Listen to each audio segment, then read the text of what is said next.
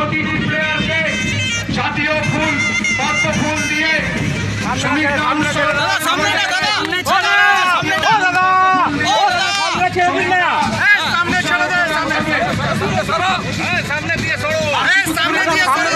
পেছন থেকে দিন না, আপনি পেছন থেকে দিন না। ঐতিহাসিক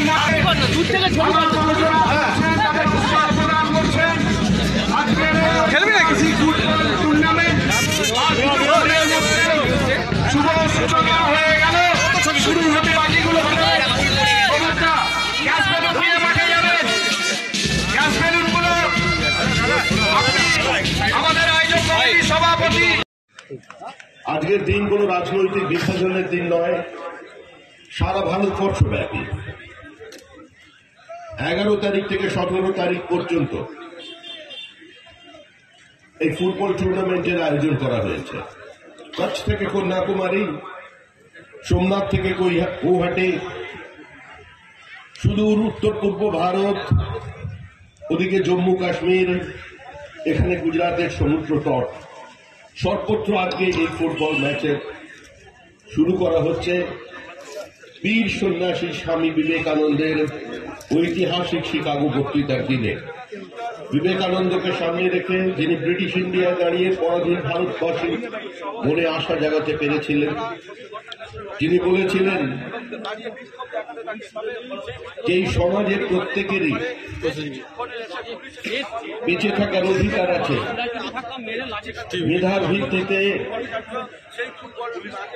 তার জীবন জীবিকাকে খুঁজে নেবার অধিকার আছে, সেই অধিকারকে প্রতিষ্ঠা করতে। বিবেকানন্দের ঐতিহাসিক উক্তি ছিল সেদিন, in this society everyone ought to have the same opportunity for obtaining wealth, education and knowledge. Freedom in all matters, it is advanced towards mukti, the worthiest gain of man.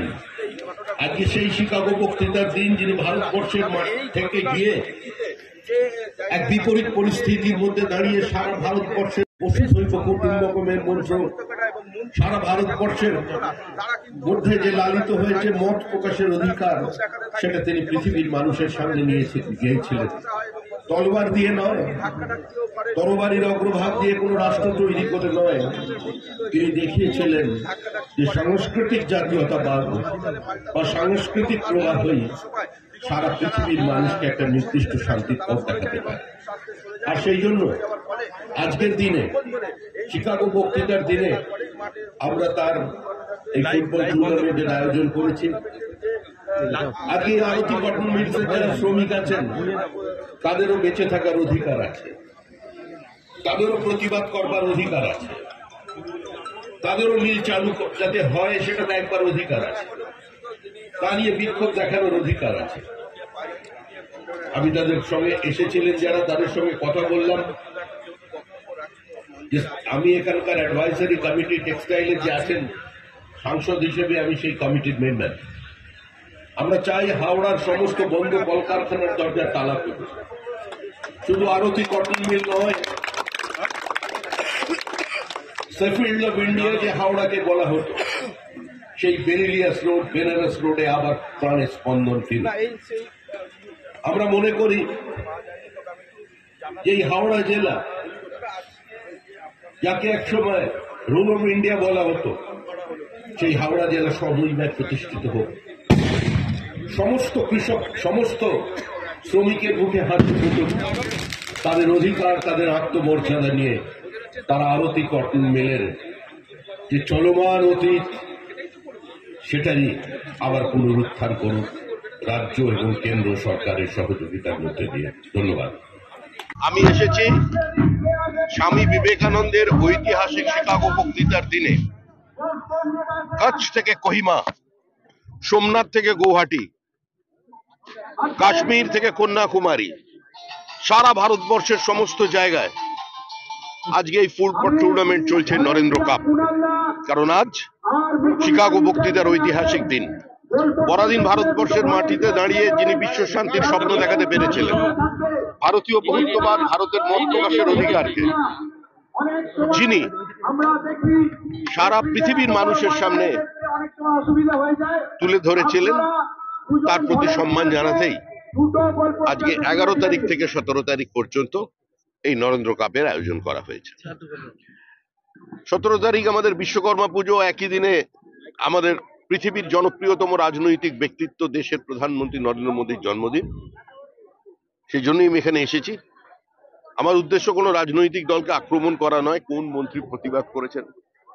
মিল বন্ধ থাকলে মিলের মজদুররা তো চাইবেনই সেটা খোলা হোক, তা আমিও চাই।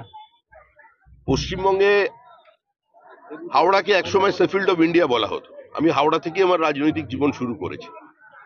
তো 40 বছর আগে বেলিলিয়াস রোড, বেনারস রোডে যে চেহারা দেখেছিলাম আজকে তা নেই। পশ্চিমবঙ্গের বহু কলকারখানার দরজায় শুধু তালা পড়ছে না, সেই জমিগুলো বিক্রি হয়ে যাচ্ছে। এই অবস্থার যাতে পরিবর্তন হয়, পশ্চিমবঙ্গে ভারী শিল্প যাতে একটা পুনরুত্থান দেখতে পায়, এখানে যাতে নতুন বিনিয়োগ আসে এবং সমস্ত বন্ধ কারখানার দরজার তালা খোলে কিংবা সেখানকার মেশিনের ধোঁয়া দেখতে পায় মানুষ, সেটা তো আমিও চাই। এই মিল যাতে চালু করা যায় তার জন্য আমি এর মধ্যেই আমাদের এখানে যিনি সাংসদ আছেন প্রসূন ব্যানার্জি, তিনিও তুলেছিলেন আমি জানি, কিন্তু আমি এর টেক্সটাইল ডিপার্টমেন্টের যে অ্যাডভাইসারি কমিটি আছে আমি তার মেম্বার। আমিও বলেছি যে কটা মিল বন্ধ আছে সেগুলো যাতে পুনরুজ্জীবিত করা যায় বা শ্রমিকদের সমস্ত দাবি দাওয়া মিটিয়ে যাতে সেখানে আরো বেশি অ্যাডভান্স টেকনোলজি দিয়ে শিল্পকে একটা পুনরুজ্জীবন দেওয়া যায় তার জন্য সচেষ্ট হবে এবং ভারত সরকার এই বিষয়টি নিয়ে চেষ্টা করছে। এর মধ্যেই জুট সেক্টরের আধুনিকীকরণের স্বার্থে তারা অনেক ফান্ড নিয়ে এসেছে। অনেক ফান্ড আছে কিন্তু খরচা হচ্ছে না, সেটাও একটা বিষয়। কিন্তু সার্বিকভাবে সারা হাওড়ার শিল্পায়ন একটা নতুন গতিপ্রাপ্ত হয়, এটাই আমরা চাই। আর আজকের দিনে কে বিক্ষোভ দেখালেন? শ্রমিকদের তো অধিকার আছে, বন্ধ কারখানা, তারা হয়তো আমাকে ভেবেছেন ভারত সরকারের প্রতিনিধি দেখাচ্ছে।